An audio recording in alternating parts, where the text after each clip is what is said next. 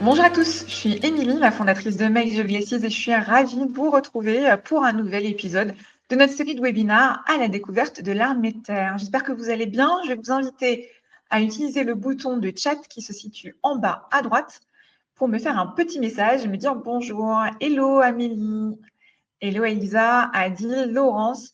Ça me fait plaisir de vous retrouver. Salut Théo, Sarah, Lucas, Paul, Emmanuel, Fabio, Ludwig, Yanis. Je me perds, vous êtes trop nombreux. Caroline, Timothée, Missia, j'espère que vous allez bien. Est-ce que pour certains, c'est une première sur ces webinaires, une découverte de l'armée de terre? Peut-être, n'hésitez pas à commenter et à me le dire. Lucas nous dit oui. Théo nous dit aussi que c'est une première. Lucas, pareil. Elisa. Ah non, Elisa et Missia viennent la deuxième fois. Bon, bah, ça fait plaisir. Et Léa, une troisième fois, bah, c'est génial, on a des personnes fidèles, ça fait plaisir. Hello Anan, hello Laurence, j'espère que vous allez bien. Alors aujourd'hui, on va vous parler de chars et je crois qu'on ne l'a jamais fait. Donc, je ne sais pas si vous y connaissez, mais vous allez voir, c'est passionnant.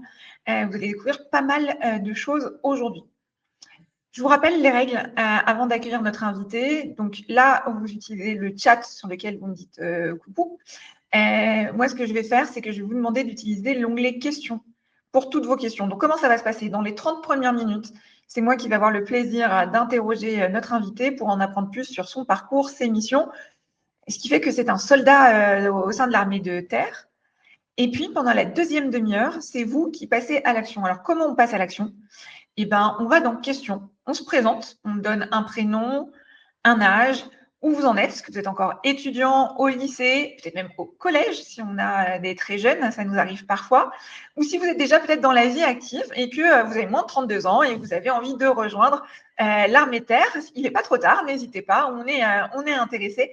Et puis, vous me posez la question de façon à ce que je puisse donner un peu de contexte à notre invité pour qu'il les réponde au mieux.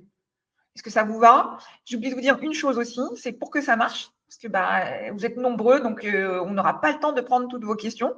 J'ai besoin que vous votiez pour les questions qui vous intéressent le plus. Donc là aussi, je compte sur vous.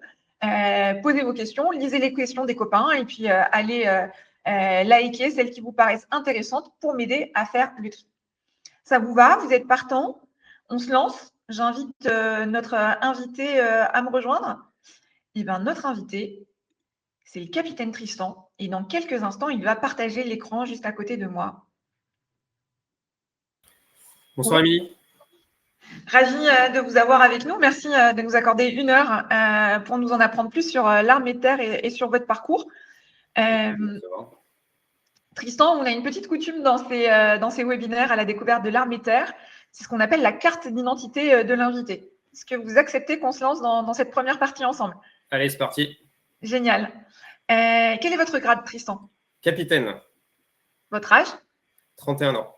Et vous êtes dans l'armée de terre depuis quelle année? Alors, depuis 2015, véritablement avec un treillis, et déjà un petit peu un pas dans l'institution depuis 2009. On va rentrer dans le détail, vous allez nous expliquer tout ça tout à l'heure. S'il n'y avait qu'un seul meilleur souvenir, un seul, j'insiste, de votre carrière dans l'armée de terre, qu'est-ce que ce serait? Bien, c'est assez récent. J'ai pris ma compagnie récemment et quand j'ai pris ma compagnie, on est allé dans un centre d'entraînement où on a été évalué pendant 3 semaines. Voilà, c'était bien rustique, ça a duré un petit moment, c'était bien dur. Et à la fin, on a eu nos résultats et on a eu un excellent résultat. Donc, on a été très bien noté. Et donc, c'est vraiment un excellent souvenir que j'ai à la tête de ma compagnie. Parfait. Quelque chose de plus challengeant, un moment plus difficile, plus challengeant. Plus challengeant, je vous dirais que c'est une opération extérieure que j'ai faite. C'était au Liban en 2023, juste après, donc je suis arrivé sur le théâtre, juste après les attentats d'Al-Aqsa en Israël. Et donc, on s'est retrouvé au sud Liban, au niveau de la frontière, au niveau de la Blue Line, au sein de la FINUL, la Force interarmée des Nations Unies au sud Liban, donc le long de la frontière, au milieu des combats, dans un théâtre de guerre moyenne intensité. Donc, 4 mois véritablement opérationnels, qui était vraiment un défi challengeant. Ok. Et qu'est-ce qui a fait qu'aujourd'hui, vous êtes dans l'armée de terre? Est-ce que depuis tout petit, les chars, ça vous attirait? Est-ce que vous aviez une famille militaire? Comment vous en êtes arrivé là? Alors, j'ai une famille. Mon père était dans l'armée, était sous-officier dans l'armée de l'air. Ma mère était professeure de français, donc rien à voir avec l'armée, vraiment rien du tout. Et j'ai toujours un peu baigné dans le tri, puisque je voyais mon père qui revenait du travail, etc. Je ne m'étais pas trop posé de questions plus petit. Et puis finalement, au fur et à mesure des lectures, à la fois de l'histoire, de la science-fiction, de l'heroic fantasy, toujours un petit peu dans le domaine militaire, finalement, je me suis dit effectivement, pourquoi pas. Et tout de suite passionné par les chars. Voilà. Je me rappelle de bouquins d'histoire. Un bouquin de ma mère, là, tous les jours, c'était la Seconde Guerre mondiale au jour le jour, bataille de Kursk, les Sherman dans le bocage normand, enfin, ça m'a passionné. Et du coup, je suis allé en lycée militaire. Et donc, je suis arrivé en 2009 au Prytanée national militaire, c'est à côté de la Flèche, c'est à la Flèche, près du Mans, où je suis rentré en seconde. Donc voilà, j'ai fait seconde, première, terminale, où là, on a des professeurs civils, mais on a un chef de section militaire, on a un uniforme.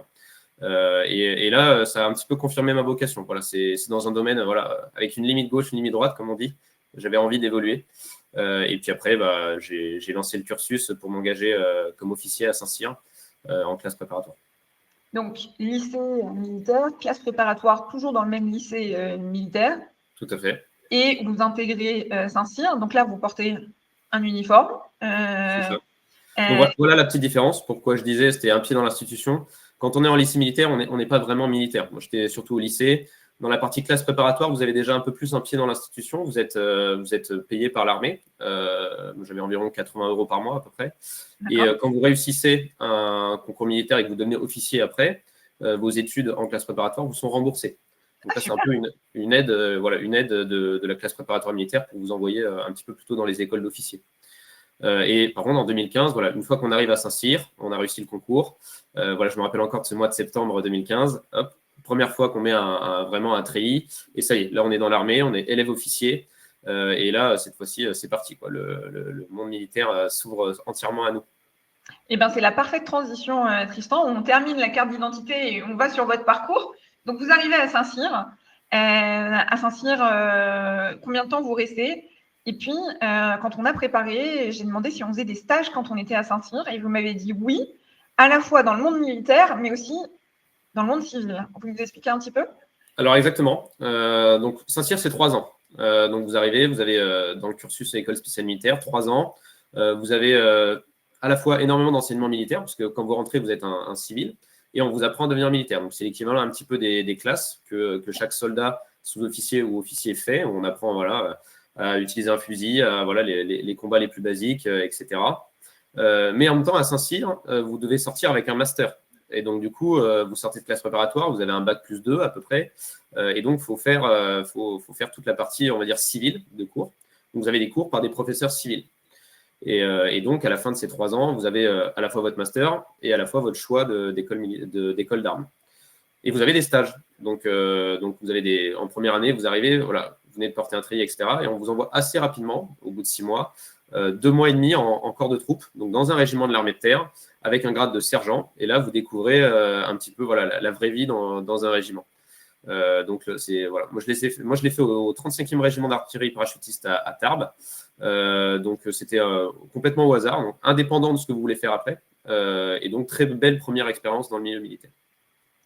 Et en même temps, des stages civils. Vous en avez parlé. Donc là, moi, c'était plutôt sur volontariat. C'est plutôt pour agrémenter le cursus, on va dire, master. Et donc, moi, je me suis porté volontaire et j'ai pu aller 3 mois à l'ENSTA Bretagne, à Brest. Donc, c'est l'école qui forme des ingénieurs civils, mais aussi les ingénieurs de la Direction générale de l'armement. D'accord. Et donc, du coup, on arrive à la fin de Saint-Cyr. Là, il y a un classement. Alors, vous m'avez dit, c'est pas qu'à la fin qu'il y a un classement, parce que dès le début à Saint-Cyr, il y a un classement. Mais celui qui compte, c'est celui de la fin, qui est la compilation de tous les classements depuis le départ. Et c'est ce classement qui vous permet de choisir une spécialité et qui vous permet de continuer, en fait. Exactement. Alors, à Saint-Cyr, tout est noté. Donc, la partie militaire, vous avez ce que nous, on appelle des rallyes, donc des évaluations, où tout ce qu'on a appris, on doit le restituer, c'est normal, et on est noté là-dessus pour savoir si on le restitue bien ou pas. Et en même temps, la partie civile, puisque vous avez le master à obtenir, et donc vous avez toute une partie académique, où là, vous êtes noté comme dans une école, civile, tout bêtement, une université ou une école d'ingénieur ou une école de commerce. Et à la fin, vous avez donc un classement. Donc, tous les ans, vous avez un classement sur l'année, donc vous savez à peu près où vous vous situez. Et ensuite, c'est tout bête. Vous êtes arrivé à la fin de la 3e année, vous avez le classement final, et donc vous avez tant de places dans telle école d'armes. Donc, vous voulez aller en cavalerie, en infanterie, en artillerie, en gendarmerie, dans le matériel, etc. Eh bien, on vous classe, et puis à la fin, quand il n'y a plus de place, in fine, vous choisissez ce qui reste. Et donc, vous avez pu choisir ce que vous vouliez, c'est-à-dire les chars. C'était déjà quelque chose qui vous plaisait. Alors, à l'époque, c'était déjà cavalerie, c'était absolument ce que je voulais faire. Et donc, je termine à peu près dans les 50e, j'étais 54e sur à peu près 120. Et donc, je peux choisir la cavalerie. Et voilà, je suis très heureux parce que c'est exactement ce que je voulais faire. Donc voilà, je réussis à obtenir mon école d'armes. Et donc là, on déroule, fin de Saint-Cyr. Et donc, c'est terminé. Et on part dans ce qu'on appelle les écoles d'application, où voilà, on a appris le métier d'officier, on va dire un petit peu généraliste. Et maintenant, on va se spécialiser selon l'arme dans laquelle on va se servir. Et donc, je pars à Saumur. Donc c'était en 2018. J'arrive à Saumur pour 1 an, où là, je vais véritablement apprendre le métier d'officier dans la cavalerie. Alors, c'est quoi la cavalerie et c'est quoi les différentes possibilités quand on est officier dans la cavalerie? Alors, l'arme blindée cavalerie, c'est plusieurs spécialités au sein de l'armée de terre, mais principalement, ce qu'on va retenir, c'est vitesse. C'est la vitesse et la mobilité et la protection. Contrairement à d'autres armes, nous, on va combattre directement en mêlée, c'est une arme de mêlée, mais on va le faire monter dans des engins. Donc, soit des chars, donc c'est une des spécialités, il y en a 3. Soit donc dans les chars, la mobilité, la puissance de feu, le blindage, soit plutôt dans la partie roue-canon, ce qu'on appelle les roues-canons. Donc, vous avez les AMX 10RC, qui sont des engins blindés à roues, mais qui ont aussi un canon de 105 mm. Et maintenant le Jaguar, avec aussi des roues, mais un canon de 40 mm. Et vous avez une spécialité véritablement de reconnaissance, où là, vous êtes dans des plus petits véhicules, des véhicules blindés légers, c'est un petit peu des 4x4 blindés, où là, votre mission, c'est moins du contact, c'est beaucoup plus du renseignement. Vous avez ces 3 spécialités-là. Aux écoles militaires de Saumur, à l'école de cavalerie, vous voyez un petit peu les 3. Et ensuite, à l'issue d'épreuves, à nouveau un classement. Voilà, ça ne s'arrête pas. Vous êtes à nouveau classé et donc vous choisissez ensuite le régiment avec sa spécialité. Et vous avez choisi?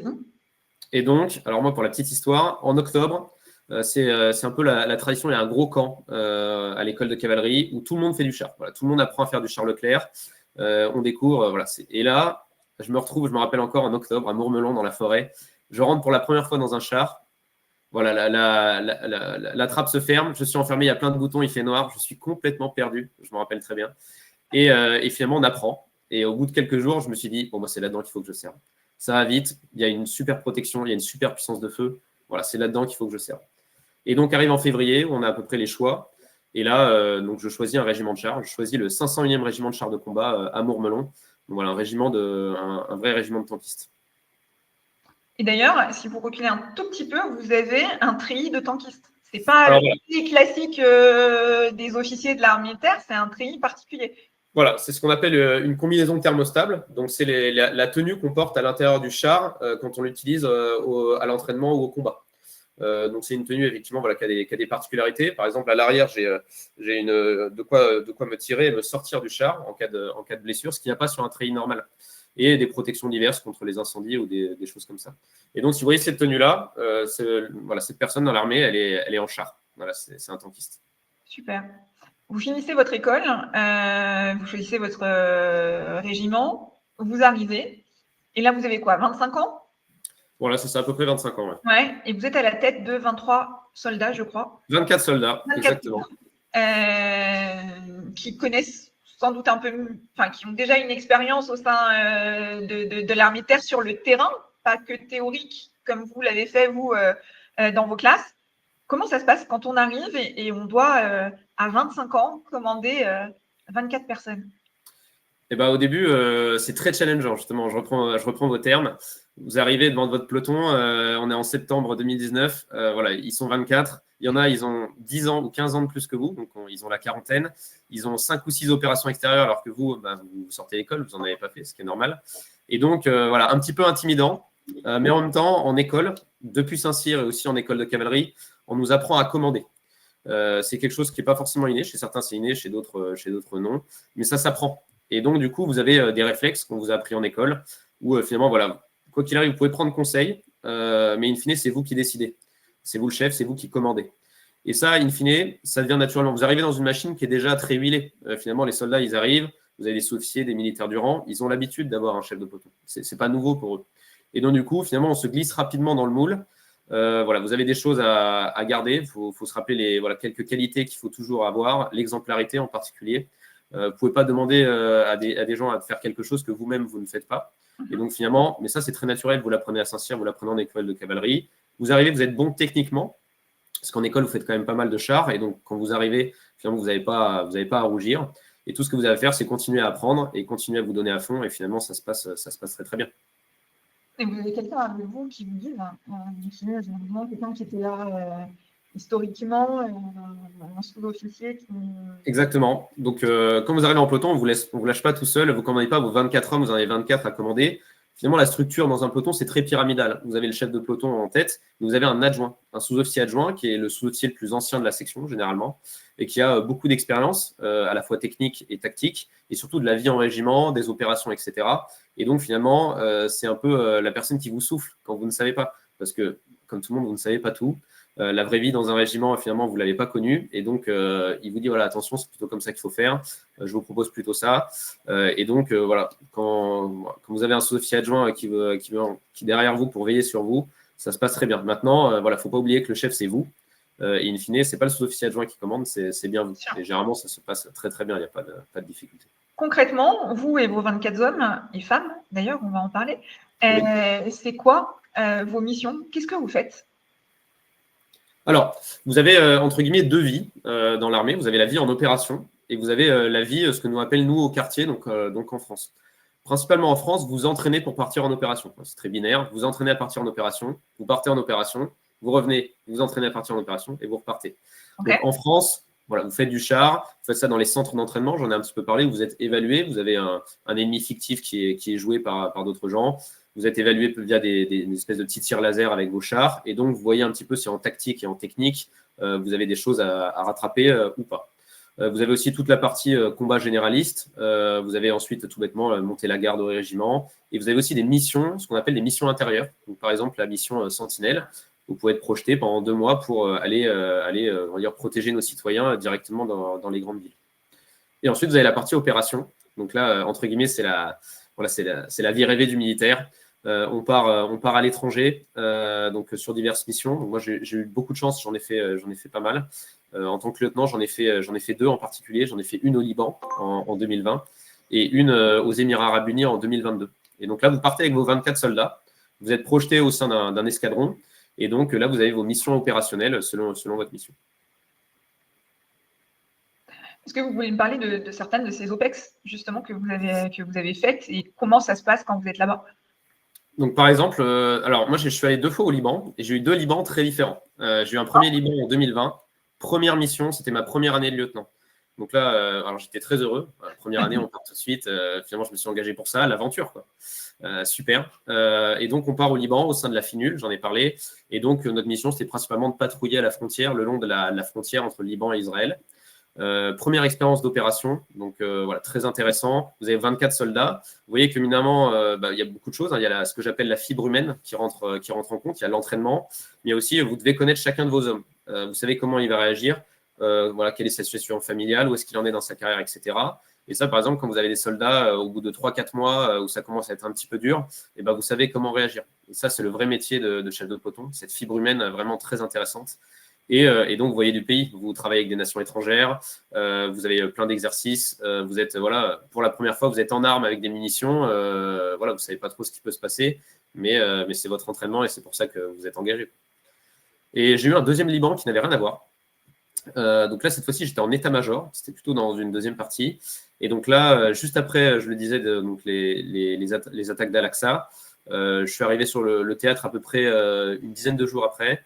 Et donc, on se retrouve fin 2023 où là, c'est théâtre de guerre de moyenne intensité avec voilà, des tirs quotidiens au niveau de la Blue Line entre des tirs d'artillerie, des tirs de chars, des tirs de roquettes. Et donc, je me retrouve dans un centre opération où je commande pas vraiment sur le terrain, je suis à une radio. Et donc, j'ai des soldats qui sont directement au milieu des tirs et qui continuent leur patrouille. Donc là, beaucoup plus engageant, beaucoup plus… voilà. Là, je ne pouvais pas me permettre la moindre erreur. Et donc, voilà, en termes d'opérationnel, top. Mais vraiment 2 souvenirs très différents de ces opérations. Donc ça, c'est quand vous êtes au Liban, où vous êtes en mission, j'ai envie de dire, vraiment opérationnelle. Et puis, vous avez dit aussi que vous êtes parti notamment aux Émirats, où là, c'est des opérations extérieures, mais en fait, c'est de l'entraînement que vous allez faire. Il n'y a pas de mission comme au Liban, il n'y a pas de guerre de moyenne intensité où vous êtes présent. Vous allez vous entraîner dans un contexte différent du territoire national et vous allez coopérer avec d'autres amis avec lesquels vous devez apprendre à travailler ensemble dans le cadre de futures opérations potentielles. C'est ça? Exactement. Alors, on reste toujours sur la mission opérationnelle, mais il n'y a pas de guerre de moyenne intensité. Vous êtes aux Émirats Arabes Unis, il y a un régiment français qui s'appelle le 5e régiment de cuirassiers, où on a ce qu'on appelle les forces prépositionnées. On a des accords de défense avec les Émirats, et donc on a l'équivalent d'un régiment qui se trouve là-bas constamment. Et donc, vous êtes plutôt là-bas en termes d'alerte. Vous êtes d'alerte. Si jamais il se passe quelque chose, vous êtes en mesure de réagir. Donc, ça reste très opérationnel. Mais malgré tout, vous avez le temps de vous entraîner dans un contexte, vous imaginez bien, qui est très différent de l'Europe. Donc là, vous êtes dans le désert en char. Et donc, j'en ai déjà parlé un petit peu sur une autre vidéo de la DRHAT, où voilà, les 4 chars, ça roule à 30-40 km/h. On fonce dans le désert avec nos 4 chars. Il n'y a personne à la ronde. Voilà, on cherche l'ennemi fictif. Et c'est vraiment exceptionnel. Et c'est un terrain d'entraînement qui est passionnant. Passionnant. Vous terminez votre première affectation, vous montez en grade, qu'est-ce qui se passe? Et donc, en tant que moi, sur mon cursus de Saint-Cyrien, je fais 3 ans de lieutenant en tant que chef de peloton. Et automatiquement, je passe en grade, je passe capitaine. Et je suis ce qu'on appelle muté en interne au sein du régiment. Donc, je deviens ce qu'on appelle un officier d'état-major. Je vais au bureau opération instruction. Donc, dans un régiment, vous avez des pelotons à 24 personnels. 4 pelotons sont commandés par un escadron avec un commandant d'unité. Et au-dessus des commandants d'unité qui commandent les escadrons, vous avez l'état-major, donc le bureau opération instruction, avec le chef de corps et le chef BOI, qui commandent ces escadrons. Et donc, je me retrouve dans cet état-major. Donc là, très différent. Voilà, je sortais lieutenant qui commandait mes 24 tankistes. J'avais mes 4 chars, mes 4 VBL en opération. Et là, je me retrouve finalement au sein d'un état-major, tout seul. Je ne commandais plus grand monde. Et là, mon travail, c'est de préparer justement tout le départ en opération des escadrons. Donc, toute la préparation opérationnelle, l'entraînement. Et je me retrouve chef de cette section opération au bureau opération instruction. Et je fais 2 ans comme jeune capitaine, donc dans un travail pur d'état-major. Très intéressant. Vous imaginez qu'en termes tactiques, j'avais 4 chars, 4 VBL, j'étais à la tête d'un peloton. Et là, je me retrouve devant le chef de corps à lui proposer finalement des modes d'action avec plusieurs escadrons. Donc là, vous bougez une centaine de personnes au lieu de bouger 24. Donc très challengeant. Dans l'armée, on appelle, on prend un clic rapidement. C'est une bonne expression bien militaire. Et je pars en opération au Liban, comme je l'ai raconté justement au sein de l'état-major. C'est assez complémentaire de ce que vous aviez fait sur votre affectation précédente. En fait, c'est une même vision, enfin, c'est pas une même vision, mais justement, c'est une vision complémentaire que vous allez avoir d'un côté avec du vrai commandement et 24 personnes, de l'autre côté, quelque chose de plus tactique, mais qui, j'imagine, est nécessaire pour le poste que vous allez avoir derrière. Exactement. En fait, c'est très complémentaire puisque on a la vision un petit peu en dessous. J'ai été chef de peloton, donc en tant que commandant d'unité qui commande des chefs de peloton, eh bien, je connais la vie. Au-dessus de moi, j'ai un état-major qui me donne des ordres. Et finalement, j'ai fait partie de cet état-major. Et donc, je sais très bien quelles sont les contraintes, les tenants et les aboutissants. Et donc, moi, en tant que commandant d'unité, maintenant, j'ai une vision assez complète de ce qui se passe au-dessus et en dessous de moi. Et donc, je suis complètement préparé à occuper mon poste actuel. Combien de personnes aujourd'hui vous gérez? Aujourd'hui, 103. Ah ouais. 103 tankistes. Donc voilà, hommes et femmes. Donc 4 pelotons à 4 chars, 4 VBL. Et donc, du coup, il y a des femmes dans les chars. Exactement. Donc en particulier, moi, quand j'étais lieutenant chef de peloton, j'ai eu à plusieurs reprises des femmes sous mes ordres. Mais j'ai envie de vous dire, ce qui compte finalement, c'est le tankiste, c'est le métier. Et en fait, on s'en moque un petit peu, quoi. Vous êtes un homme ou une femme, vous faites le métier et c'est ça qu'on veut, quoi. Très clair. Qu'est-ce qui vous a le plus étonné entre le moment où vous étiez encore à Saint-Cyr et que vous imaginiez tankiste et à la tête de différents tankistes et aujourd'hui que vous êtes vraiment à l'intérieur au quotidien à le vivre quotidiennement? Je pense que c'est quelque chose qui rend le métier encore plus intéressant, mais qui m'a surpris. Je m'y attendais, mais c'est la véritable fibre humaine dont je parlais tout à l'heure. Quand vous êtes en école, vous idéalisez un petit peu tout. Vous vous dites, bon voilà, ça va marcher comme ça. J'aurai 24 hommes, je vais marcher un pas vers la gauche, 24 pas vers la gauche. En avant, tout le monde sera présent. Les opérations, j'aurai tout ce qu'il me faut. Tout le monde sera là présent. J'aurai les meilleurs tankistes au monde. Et en avant, ça va dérouler. La réalité, c'est qu'en fait, vous ne commandez pas des machines, vous ne commandez pas des robots, quoi. Vous commandez des humains qui ont chacun une vie, une histoire, un contexte personnel, qui ont aussi une expérience dans l'armée. Donc, de temps en temps, vous avez des gens qui sont exceptionnels en termes techniques et tactiques, qui sont d'un niveau incroyable. Et inversement, vous avez des gens qui sont un peu jeunes, qui viennent de débarquer et ça fait partie de votre métier que vous devez former. Et donc, vous n'avez jamais 4 équipages identiques, vous n'avez jamais les mêmes soldats, c'est toujours très différent. Ça m'a vraiment surpris au début, parce que finalement, vous ne pouvez pas manœuvrer. Vous savez que vous avez le meilleur équipage de chars dans l'un et le moins bon dans l'autre, vous ne pouvez pas manœuvrer de la même manière. C'est à vous justement de manœuvrer cette patte humaine, de choisir qui vous mettez où, sur quelle mission vous allez mettre. Et c'est tout l'intérêt d'avoir un chef de peloton derrière qui peut rajouter sa petite patte, sa petite plus-value. Sinon, in fine, un robot commande des robots. Et c'est ça qui rend le métier très intéressant. Si certains jeunes qui vous écoutent là maintenant, alors ils savent qu'ils veulent rentrer dans l'armée de terre, ça c'est sûr. Par contre, ils ne savent pas quelle arme choisir encore, c'est pas très clair pour eux. Pourquoi les chars? Alors pourquoi les chars? Alors déjà parce qu'il y a beaucoup de métiers autour du char. J'en reparlerai après, mais le char, c'est la vitesse, c'est la puissance de feu, c'est la protection. Vous avez vraiment, quand on envoie les chars, c'est pour percer un front. C'est pour ouvrir une brèche. C'est toujours là où entre guillemets, les combats sont les plus durs, où on a besoin de forces blindées. Et c'est ça qui rend tout le charme du char. Première fois que je suis rentré dans un char et qu'on allait un petit peu vite, voilà, vous êtes dans 56 tonnes de diplomatie française. Vous avez un blindage épais, vous allez très vite. Le terrain, finalement, vous avez des bosses, vous les sentez à peine. Et vous avez surtout un canon de 120 mm. Vous pouvez envoyer 22 kg d'explosifs à plus de 4000 mètres vers un ennemi que vous voyez parfaitement. Donc, vous avez une bête technologique, mais vous restez un combattant de mêlée où vous êtes là au cœur de l'action. Et ça, moi, c'est ce que j'ai trouvé exceptionnel dans les chars. Et finalement, c'est pour ça que moi, j'inviterais un jeune de nos jours qui ne sait pas trop quoi faire dans l'armée de terre à se diriger vers les unités de chars. Maintenant, dans les chars, il y a beaucoup de choses. Vous êtes un grand fan de mécanique, vous adorez les belles voitures, les belles bêtes, vous pouvez devenir mécanicien sur Charles Leclerc. Vous avez votre moteur à 1500 chevaux, vous avez une turbine à l'intérieur, ou inversement, vous pouvez faire de l'électronique en tourelle. Après, vous êtes fan de pilotage, vous pouvez être pilote, c'est incroyable. Vous êtes tireur, vous manœuvrez un canon de 2 tonnes qui peut envoyer 22 kg d'explos à 4000 mètres. C'est quand même pas rien en termes de responsabilité.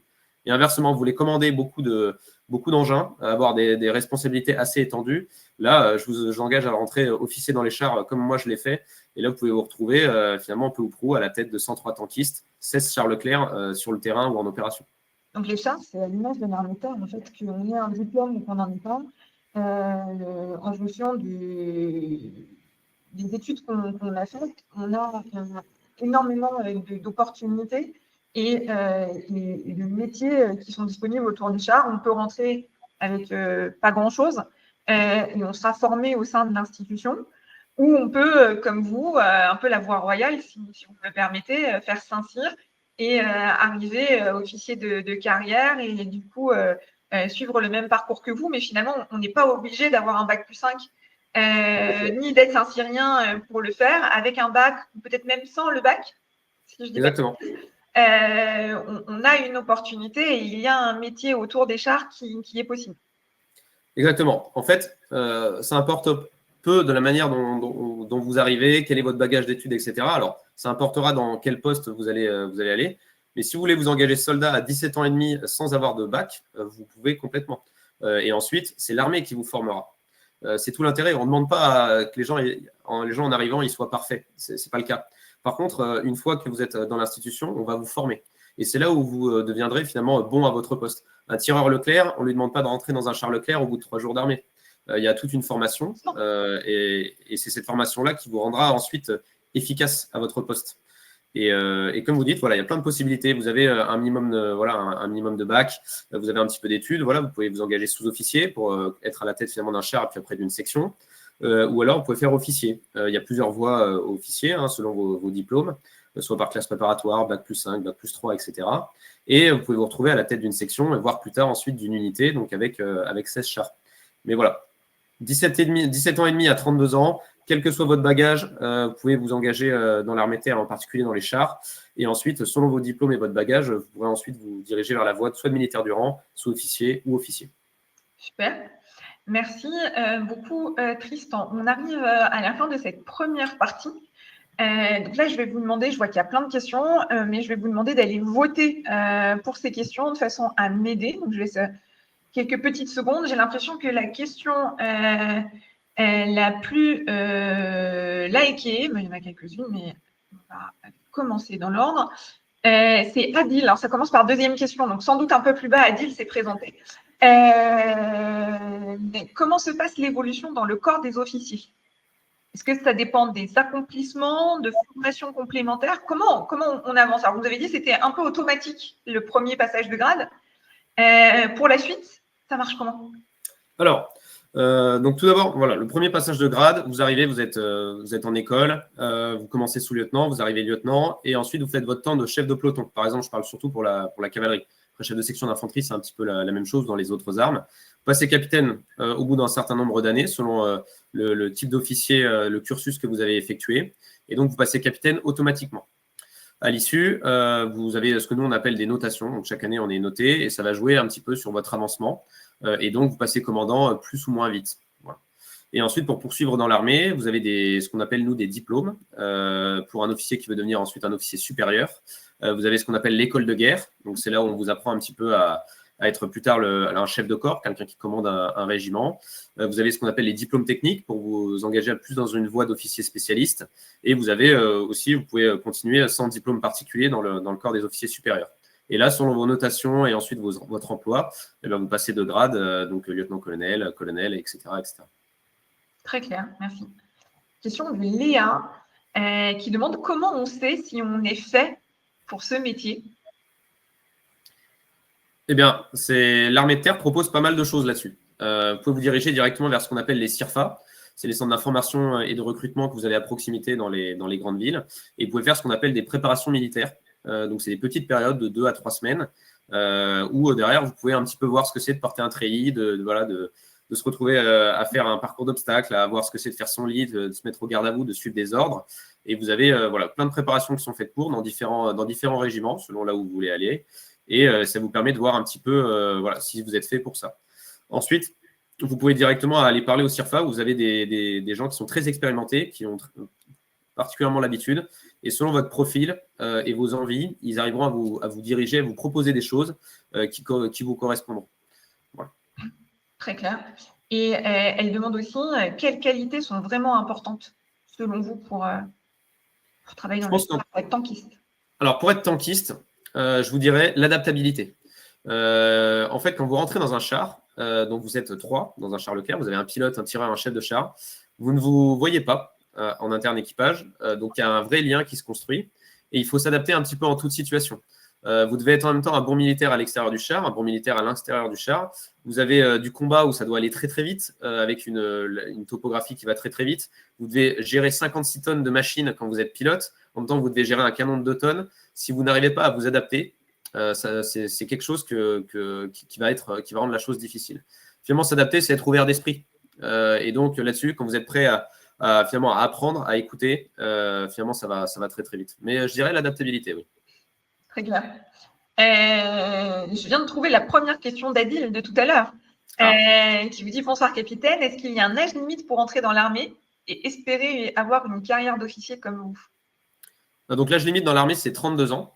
Maintenant, pour différents recrutements, vous avez plusieurs voies pour devenir officier. Il n'y a pas que la voie Saint-Cyr comme je l'ai fait. Vous pouvez aussi vous engager comme officier sous contrat. Vous signez un premier contrat de 7 ans qui peut être renouvelé si vous en avez envie ou pas.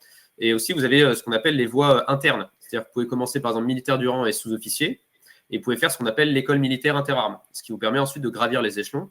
Ce qu'on appelle dans l'armée, nous, c'est non pas l'ascenseur social, mais l'escalier social. C'est que vous avez des concours à passer, il faudra fournir des efforts, montrer que vous en voulez. Mais si vous en voulez et que vous êtes volontaire, vous pourrez progresser dans l'armée. Et le MIA, actuellement, c'est jusqu'à 35 ans. Donc, un peu plus tardivement. Ce qui fait que vous pouvez progresser. Il y a d'autres voies ou avec des officiers un peu plus âgés pour ensuite continuer votre carrière. Mais voilà, il y a beaucoup de possibilités dans l'armée, à la fois pour être sous-officier et officier. Il y a plusieurs voies différentes pour l'être. Et tout ce qui compte finalement, c'est d'avoir envie et de se donner les moyens. Alors, une question d'Yanis qui est intéressante. Vous savez que pour nos jeunes, notamment de plus en plus, l'équilibre vie pro, vie perso, c'est toujours quelque chose d'important. Donc, sa question, c'est est-ce que vous réussissez à avoir une vie privée malgré ces nombreux déplacements que vous faites dans l'armée de terre? Alors, c'est une excellente question et c'est un vrai sujet. Puisque finalement, alors moi, je vais vous dire, le métier de militaire et de tanky, je trouve que c'est le meilleur métier au monde. Donc là-dessus, je suis pas très, voilà, je défends ma chapelle, je suis pas très objectif. Mais par contre, voilà, on baroude beaucoup, on est souvent loin. Par exemple, regardez, en 7 ans d'armée, là, je vais partir sur ma 5e opération extérieure de 4 mois. J'ai aussi fait 3 sentinelles de 2 mois. Donc, si vous faites un total, il y a quand même un paquet de moments où je n'étais pas chez moi. Donc, le métier de militaire, en particulier dans les armes de mêlée et par exemple surtout dans les chars, vous allez voir du pays. Mais par contre, voilà, l'équilibre vie professionnelle, vie personnelle, on arrive à le faire, ça se passe très bien. Par contre, voilà, va falloir accepter que vous ne soyez pas souvent chez vous. Et c'est quelque chose qui est clair. J'ai un exemple très simple. Noël dernier, j'étais aux Émirats Arabes Unis. Noël 2023, j'étais au Liban. Donc ça fait 2 Noëls d'affilée où j'ai pas pu fêter Noël en famille avec ma femme et mes parents. Donc voilà, c'est quelque chose qu'il faut savoir accepter, puisque finalement ça fait partie du métier, c'est dans le package. Mais maintenant, l'armée fait aussi beaucoup d'efforts là-dessus, avec par exemple le plan famille, donc pour permettre voilà, plus de présence, plus de rapprochement, moins de ce qu'on appelle de célibat géographique, où vous n'habitez pas forcément sur votre lieu de travail. Donc il y a des efforts qui sont faits, c'est pris en compte, et quoi qu'il arrive, vous pouvez quand même passer du temps en famille, mais moins que dans la vie civile. Ça, faut que ça soit clair. Une question d'Elisa qui demande combien de temps ça prend pour apprendre à maîtriser, si on peut dire ce terme-là, un char Leclerc? Au bout de combien de temps on devient expert en char Leclerc? Alors, ça dépend un petit peu de votre poste. Vous avez différents stages. Un stage pilote, c'est 4 ou 5 semaines de tête, et c'est à peu près la même chose pour le stage tireur. Au bout de ces semaines-là, vous savez faire le minimum en char. C'est comme ça. Vous êtes apte à utiliser un char Leclerc, à tirer au canon ou à piloter. Vous avez eu votre permis, quoi. C'est un peu ça. C'est même exactement ça. Et après, finalement, l'aisance, ce que j'appelle l'aisance, devenir vraiment bon, très bon, excellent, il vient en pratiquant. En fait, c'est vraiment quelque chose, la tourelle, ce qu'on appelle nous la tourelle en char. Faire du char, il faut pratiquer. Plus vous pratiquez, plus vous devenez bon, et à la fin, vous devenez rapidement très bon. Maintenant, voilà, c'est quand même une bête technologique. Pour ceux qui ont déjà eu la chance de monter un char Leclerc dans des portes ouvertes, etc., vous avez des boutons absolument partout. Vous êtes quand même très confiné. Et donc, ça demande une certaine technicité, mais voilà, qui s'apprend, qu'on travaille, nous. Et c'est tout l'objet de ma préparation avant de partir en opération. Voilà, mes soldats, je les fais travailler en tourelle pour qu'ils deviennent bons, très bons, excellents. Une autre question, est-ce que vous avez déjà dû prendre une décision difficile sur le terrain? Alors sur le terrain, oui, même si ça reste de l'entraînement, mais j'ai déjà dû prendre des décisions en opération. J'expliquais un petit peu le Liban en 2023 quand j'étais au centre opération et que finalement j'avais des soldats déployés au milieu des tirs. Donc là, vous avez des décisions à prendre qui, voilà, vous, entre guillemets, vous avez la vie de vos soldats au bout de votre combiné radio. Donc voilà, c'est des décisions qui se prennent. C'est le métier, c'est le commandement. Maintenant, voilà, on sait, on a sur nos épaules, on sait le poids de nos décisions. Et oui, j'ai dû prendre des décisions en opération. Une question en rebond à ce qu'on disait tout à l'heure sur la vie privée et le fait d'être loin de ses proches. Comment est-ce que vous gérez la distance avec vos proches pendant les déploiements? Est-ce que c'est difficile? C'est la question qui est posée, mais de manière même plus large. Et c'est quoi les moyens de communication avec votre famille quand vous êtes en OPEX? Est-ce qu'il y en a? Ou est-ce que pendant 4 mois, on ne se donne pas de nouvelles et puis Alors, moi, sur toutes les missions que j'ai faites, alors déjà, la première chose, c'est que c'est pas facile. Voilà, la personne qui vous dit être loin de sa famille pendant 4 mois, nickel, pas de problème. Voilà, moi, je suis fait pour ça. Certes, bon, la réalité des prix, c'est que c'est jamais évident de quitter sa famille, de quitter sa femme et de la laisser pendant 4 mois. Maintenant, vous avez beaucoup de moyens de communication maintenant. Dans tous les camps, tous les gros camps militaires, vous avez une connexion Internet qui est donnée et donc vous avez facilement accès à WhatsApp, à Skype, ce genre de choses et donc vous pouvez parler avec votre famille tous les jours. À part évidemment quand vous faites de l'opérationnel pur, où là vous êtes déployé, je ne sais pas, dans le désert ou au milieu de la forêt, sans moyen de communication parce que vous êtes en mission et que le téléphone, ça reste aussi une arme qui peut être utilisée par l'ennemi. Et donc là, vous avez des périodes plus ou moins longues où vous avez un peu plus de mal à discuter. Mais la communication reste aisée et surtout l'armée met en place des choses pour que vous puissiez le faire. Super. Après, voilà, il y a tout un système de ce qu'on appelle de vague messe, donc vous pouvez envoyer des lettres, recevoir des colis. Moi, à chacun de mes Noëls, j'ai reçu un colis de ma famille, voilà, avec ce qui va bien dedans. Voilà. Maintenant aussi, dans les régiments, il y a ce qui est mis en place, ce qu'on appelle des journées des familles, où le régiment explique un petit peu par des photos et des vidéos ce que le conjoint ou la conjointe est en train de faire en opération, et ça permet de garder un lien assez proche malgré tout. Il y a une question de Ludo que moi j'aime bien, parce que je ne l'ai pas posée. Est-ce que c'est compliqué de gérer 103 soldats au quotidien? Première question. Et deuxième question, comment ça se passe sur le sujet de la discipline? Alors, compliqué, on est formé pour ça. Moi, j'ai fait ce qu'on appelle le stage des commandants d'unité. Vous faites 3 mois à l'école de cavalerie. Vous avez fait 1 an de division d'application. Vous avez appris à devenir chef de peloton. C'est exactement la même chose pour devenir commandant d'unité. Je pars 3 mois à Saumur et on m'a formé à devenir commandant d'unité.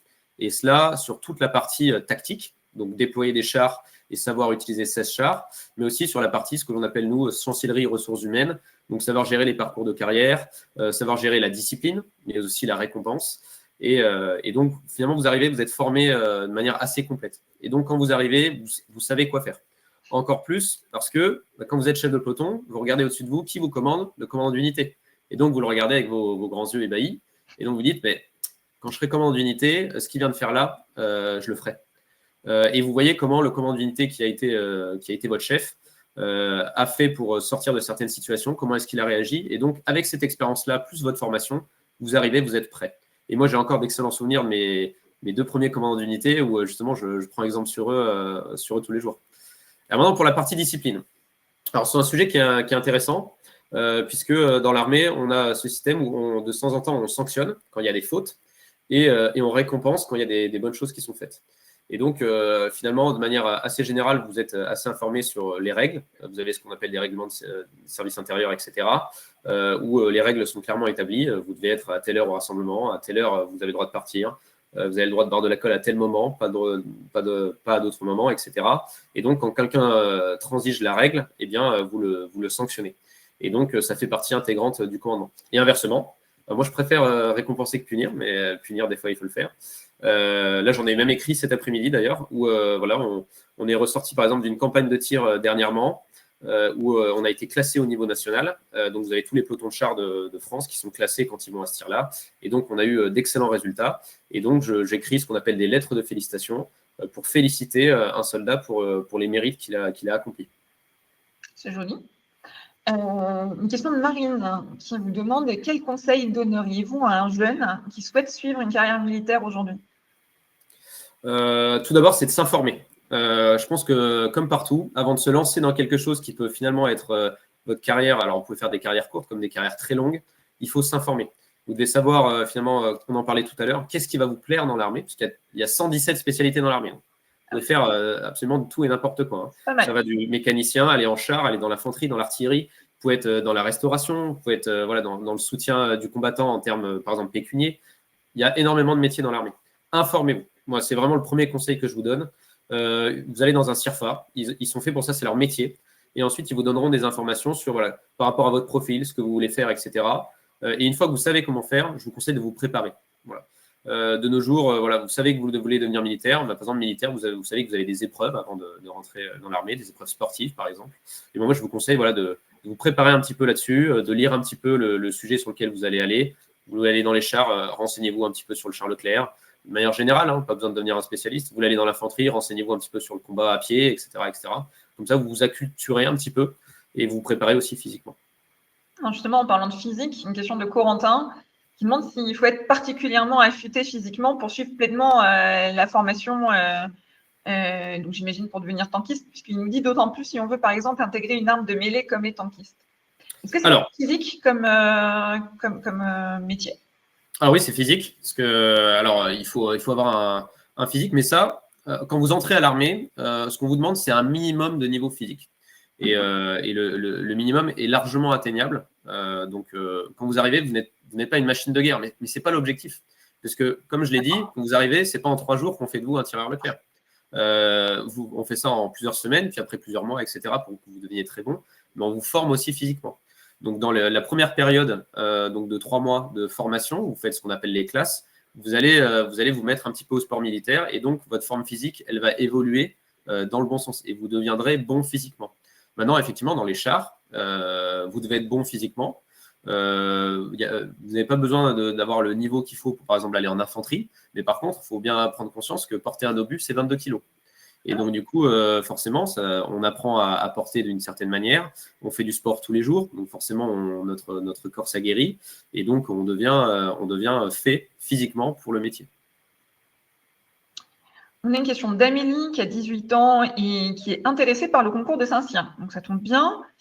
Est-ce que vous pouvez nous expliquer comment ça marche, sont déroulées, les épreuves écrites, les épreuves sportives, quelles épreuves étaient les plus difficiles? Alors, pour le concours de Saint-Cyr, c'est par classe préparatoire. Alors, moi, je parle de la voie, ce qu'on appelle ESM en 3 ans. Ouais. Il y a une autre voie pour Saint-Cyr qui consiste à obtenir un master et ensuite passer le concours, ce qu'on appelle les officiers sur titre. Mais c'est un petit peu plus particulier. La voie un petit peu pas normale, mais c'est la voie où il y a le plus de monde, c'est la voie par classe préparatoire. Donc là, vous devez forcément passer par une classe préparatoire. Vous avez 3 types de concours. Vous avez le concours scientifique, vous avez le concours économie, et le concours littéraire. Donc, chaque fois, vous avez un type de classe préparatoire qui correspond et vous avez donc un concours. Moi, ce que je vous conseille là-dessus, c'est de faire un petit peu comme j'ai fait, c'est faire un lycée militaire avec une classe préparatoire militaire. Pourquoi? Ces classes préparatoires, elles vont vous préparer en plus physiquement, puisque vous avez des épreuves sportives. Et là, une classe préparatoire civile ne pourra pas forcément vous entraîner là-dessus. Et surtout, ces classes préparatoires-là, elles font passer des gens qui, chaque année, tentent les mêmes concours, école de l'air, école navale, l'école spéciale militaire de Saint-Cyr et Polytechnique pour certains. Et donc, ils ont l'habitude, ils connaissent les épreuves, ils vont vous préparer, on va dire, spécifiquement. Et surtout, vous allez être entouré de gens qui veulent la même chose que vous. Intégrer Saint-Cyr, intégrer l'école de l'air, intégrer l'école navale. Et donc, vous avez cette saine émulation qui fait que finalement, vous avez tous le même but et puis en avant, quoi. Et le concours, alors après, c'est un concours qui est totalement, entre guillemets, pour la partie écrite. C'est des banques d'épreuves. Alors moi, je parle surtout pour la partie scientifique parce que j'étais en classe préparatoire scientifique. J'ai fait PCSI, PSI. C'est les concours de banque d'épreuves. Alors, c'était à l'époque CCP. Là, je ne sais plus quelle banque d'épreuves c'est. C'est toujours CCP, mais ça reste des épreuves civiles. Vous allez passer des écrits. À côté de vous, des gens vont passer pour d'autres écoles d'ingénieurs. Et ensuite, vous allez arriver, si vous êtes admissible, à des oraux. Et donc là, vous avez des épreuves spécifiques, mais qui resteront des épreuves civiles de maths ou de choses comme ça pour intégrer l'école. Vous avez par contre des épreuves sportives qui là sont aussi spécifiques à chaque école et donc il convient de s'entraîner si on veut réussir. On a une question de Fabio justement. Vous parliez du lycée militaire et puis après de l'école militaire. Sa question c'est déjà en termes de niveau, est-ce qu'on est sur quelque chose qui est plus difficile qu'un lycée classique? Alors, Saint-Cyr, c'est une très grande école, donc c'est en effet du niveau des très, très grandes écoles après classe prépa. Pour le lycée, ça peut être intéressant de savoir justement si c'est des lycées sur lesquels il faut être très, très bon en classe. Et après, est-ce que les matières sont les mêmes qu'à l'école classique? Alors, les lycées militaires sont des lycées qui sont de bon niveau. Mais tout le monde ne peut pas postuler en lycée militaire. Ça, c'est important pour la partie de lycée. Il faut être fils de fonctionnaire, fils de militaire ou boursier. Maintenant, alors à mon époque, c'était sur concours. Maintenant, c'est sur dossier. Et vous pouvez postuler avec votre dossier et puis, in fine, postuler et vous verrez bien finalement si vous êtes pris ou pas. Pareil, dans un CIRFA, on peut vous conseiller un petit peu là-dessus. Et les lycées militaires sont ensuite assez réputés puisque les résultats au baccalauréat dans les lycées militaires sont quand même au-dessus de la moyenne. Et surtout, vous avez… alors moi, j'ai des souvenirs de lycée militaire où véritablement tout était fait pour me faire progresser. J'avais un devoir sur table de 4 heures tous les samedis matins. J'avais des temps d'études, on va dire le soir, qui étaient bloqués. Là, rien de plus qu'un lycée avec un internat finalement. Ouais. Mais on était quand même dans un cadre militaire. Moi, je me rappelle de professeurs qui venaient le soir de 20h à 22h, alors pas tout le temps, mais des fois pour reprendre des points de cours qu'on n'avait pas compris. Et on progressait quand même assez rapidement.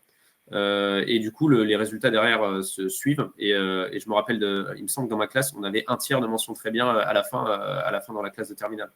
Et surtout, beaucoup de gens qui partent ensuite en classe préparatoire c'est la même institution, vous êtes toujours au Prytanée national militaire, mais c'est on va dire une emprise différente. Mais du coup, vous êtes quand même plus facilement préparé pour la suite d'un parcours militaire, surtout officier. Une question de Jules qui demande quelle est la mission principale actuelle de votre unité et comment elle s'inscrit dans l'ensemble de la brigade. Alors ça, c'est bien poussé comme question. Effectivement, au-dessus des régiments, vous avez une brigade, et donc la brigade commande des régiments. Le 501, on est au sein de la 2e brigade blindée, donc l'héritière de la 2e division blindée de Leclerc. La brigade donne des missions au régiment, et donc le régiment ensuite donne des missions à ses escadrons. Là, par exemple, la mission que ma compagnie a reçue, c'est de partir en Roumanie en février. Et donc, pour cela, j'ai toute une préparation à faire, parce que vous imaginez bien qu'on ne part pas en opération sans avoir été contrôlé, pour vérifier si on a le niveau de le faire. Et donc, sur ce début d'année, j'ai eu 2 gros contrôles. Un premier, ce qu'on appelle un centre d'entraînement. Donc, j'étais au CENSUB, centre d'entraînement en zone urbaine à Sissonne, où j'ai pu entraîner ma compagnie donc pendant 3 semaines, évaluer sur ma faculté à combattre en zone urbaine avec ma compagnie. Et donc, à la fin de tout ça, on a été noté. C'est pour ça que je dis que c'était un bon moment, parce qu'on avait eu une bonne note. Et ensuite, on est parti sur du tir. Donc, cette fois-ci, on est allé à Canjuers, dans le sud-est de la France. On allait sur ce qu'on appelle un pas de tir. Donc, c'est un endroit où on a tiré avec des cibles, avec ce qu'on appelle de niveau section. Donc, j'avais 4 chars, 4 VBL de déployés. On a des cibles qui se lèvent selon un scénario. Et donc, ensuite, on est noté sur le nombre d'obus qui touchent la cible, le nombre de balles de mitrailleuse qui touchent les cibles, etc., etc. Et on a aussi une notation. Et c'est là où je vous disais qu'on était noté au niveau national. Et une fois qu'on a les notes suffisantes, on est déclaré apte à partir en opération. Et on est parti. Parfait. Une question intéressante dont on ne parle pas et je comprends que certains jeunes puissent se poser la question. Comment sont transportés les chars entre les différentes OPEX? Est-ce que en fait, ils sont sur des bases à proximité? Est-ce que vous les prenez avec vous? Comment ça marche? Vous avez plusieurs vecteurs. Le vecteur qu'on utilise principalement, ça reste le train. Un char Leclerc, on peut le monter sur un train, voire même beaucoup de chars Leclerc. Ce qui, a priori, voilà, c'est des locomotives qui envoient. Mais aussi, on peut le faire ce qu'on appelle les porte-engins blindés. Donc, c'est des camions qui arrivent à pousser des chars, enfin, à soulever des chars Leclerc. On a aussi des bateaux qui peuvent être utilisés pour bouger des chars aussi. Des petites questions rapides, mais qui sont intéressantes pour ceux qui les ont posées, qui doivent justement se poser des questions. On a Théo qui a un bac+5 dans le civil, qui souhaite candidater directement au rang d'officier sur titre. On est d'accord que vous avez dit tout à l'heure que c'était une possibilité. Et alors là, il nous dit, si je ne suis pas retenu, est-ce que je peux devenir sous-officier? Alors oui. Alors avant même de penser à devenir sous-officier, si son objectif c'est de devenir officier, il peut aussi devenir officier sous contrat. Donc, je vous parlais, c'est les contrats de 7 ans. Vous faites un premier temps de chef de section et après, votre contrat peut être renouvelé. Et donc, c'est un concours aussi à part du concours d'officier sur titre. Donc, vous pouvez tenter les deux.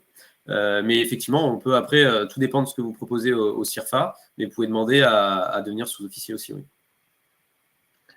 Question de Léa, à quoi ça ressemble une journée type en opération extérieure, si tant est qu'il y ait des journées type en opération extérieure? Alors, il n'y a pas de journée type, hein, en fait. Ça dépend de l'opération, ça dépend de l'endroit où vous êtes, de vos missions, etc. Ce qu'on a coutume de dire en opération, c'est que vous n'avez pas d'heure. Quand vous êtes déployé en opération, vous n'avez pas d'heure de service. Vous ne faites pas 8h, 17h30. Vous êtes entre guillemets, sur ordre toute la journée. Et donc, s'il y a des missions de nuit, vous allez faire des missions de nuit. Si vous avez des missions le matin, vous allez faire des missions le matin. Voilà. Et donc, in fine, c'est moi et mes lieutenants qui font l'emploi du temps de la troupe. Et toujours en correspondance avec les missions qui nous ont été données, etc. Maintenant, la nécessité fait loi. Et s'il faut que la mission elle doit être montée toute la nuit et que donc on ne dorme pas pour effectuer la mission qui nous a été donnée, on le fait. Maintenant, il y a des jours où, du coup, 2 ou 3 jours sans dormir, vous imaginez bien qu'à la fin, les gens sont un peu fatigués et donc on se débrouille toujours après pour instaurer du repos, etc. Mais ça, c'est des choses qui peuvent arriver en opération. Et on s'entraîne là-dessus aussi en France. Par exemple, le centre d'entraînement que j'ai fait au centre d'entraînement en zone urbaine, je pense qu'en termes de sommeil, on devait être sur 2 heures par nuit pendant plusieurs semaines. Donc, c'est pas évident, mais on s'entraîne pour l'opérationnel, donc rien de surprenant. Une question de Clarisse. Vous qui commandez 103 personnes à seulement 31 ans, bravo. Le plus dur, c'est quoi? La confiance, l'autorité, la gestion humaine? Rien, vous étiez bien préparé? Alors, il y a toujours des difficultés, bien sûr. De toute façon, quoi qu'il arrive, il y a des choses qui sont faciles, des choses qui sont difficiles. Je pense qu'en termes de difficultés, il faut ne pas oublier qu'un commandant d'unité, il sera regardé par ses 103 soldats. Tout comme moi, je vous disais, en tant que lieutenant, j'observais mon commandant d'unité et je me disais, voilà, c'est comme lui que je ferai plus tard. Et ben en fait, il faut savoir être digne de ce regard-là. Et pour ça, il faut être exemplaire. Et voilà, ce que vous demandez à vos hommes, vous le faites évidemment, mais vous êtes exemplaire surtout. Et ça, c'est le métier. Commander par l'exemple, c'est la manière la plus saine de faire. Et in fine, ça rend les choses finalement fluides. Mais pour ça, mine de rien, il faut toujours réfléchir. Oula, est-ce que ma tenue est bonne? Ok, est-ce que là, voilà, donc là, j'ai donné des ordres. J'ai dit, voilà, il faut être dans telle tenue. Forcément, je suis dans la bonne tenue, etc. Pareil sur le terrain, il faut être bon tactiquement, bon techniquement. Mais ça, c'est des choses, in fine, vous êtes formé pour ça. Donc, en fait, il suffit de suivre les formations, continuer à travailler aussi de notre côté, parce qu'il faut, en tant que commandant d'unité, 103 personnes, il faut que je donne un petit peu de moi. Mais en fait, le métier est tellement passionnant que ça se fait très naturellement. Donc, Clarisse, l'exemplarité, c'est le mot clé. On a Ludo qui souhaite s'engager comme sous-officier dans une unité de chars. Parfait. Il veut faire carrière dans l'armée. Par contre, ce qui lui fait peur, c'est les examens à passer pour monter en grade qui, paraît-il, seraient difficiles. Et il a peur de se retrouver bloqué à cause d'un test. Du coup, question, comment s'y préparer? Déjà, est-ce que c'est vrai que c'est difficile? Alors, effectivement, quand vous faites une carrière de sous-officier, ensuite, vous avez des examens à faire pour ensuite continuer votre parcours de carrière. En tant que sergent-chef de char, vous avez déjà vos premiers examens pour devenir chef de char. Ensuite, vous avez vos examens pour devenir sous-officier adjoint, donc le second d'un peloton. Et ensuite, vous devenez chef de section. Et en fait, tout au long de votre carrière de sous-officier, vous aurez des examens à passer pour continuer à progresser. C'est ce qu'on appelle dans l'armée, ce que je vous disais, l'escalier social. Pour progresser et pour se voir attribuer plus de responsabilités, plus de soldes et progresser dans l'institution, il faut s'en donner les moyens. Ce n'est pas un ascenseur, vous n'appuyez pas sur un bouton, vous montez, ça ne marche pas comme ça dans l'armée. Il faut se donner les moyens et dans l'armée, quand on se donne les moyens, il n'y a aucun problème. Après, il faut dire aussi que c'est assez exceptionnel. Enfin, je n'ai plus les chiffres exactement, mais il y a un très grand nombre de soldats qui deviennent sous-officiers, de sous-officiers qui deviennent officiers. Il y a peu d'endroits où on a cette opportunité vraiment d'escalier social. C'est-à-dire qu'en effet, il faut travailler, c'est la base, mais on a la possibilité, quel que soit l'endroit où on est rentré, finalement, d'avancer et d'être promu en interne par l'institution. Et ça, c'est assez rare quand même pour être dit. Exactement. Alors, j'ai des exemples très simples. Vous entrez dans l'armée comme militaire du rang ou sous-officier. Vous avez par exemple un bac. Vous passez le concours de l'école militaire interarmes pour devenir officier par la voie indirecte. Vous devenez lieutenant, puis après capitaine, et vous pouvez occuper le poste que j'occupe actuellement. Et donc, commander 103 hommes, et in fine, vous aurez uniquement le bac. Et ça, effectivement, c'est cette partie escalier social, et comme dit, qui est assez différente de ce qu'on peut trouver ailleurs, et qui permet à l'armée, un militaire qui s'engage, de progresser dans l'institution s'il s'en donne les moyens.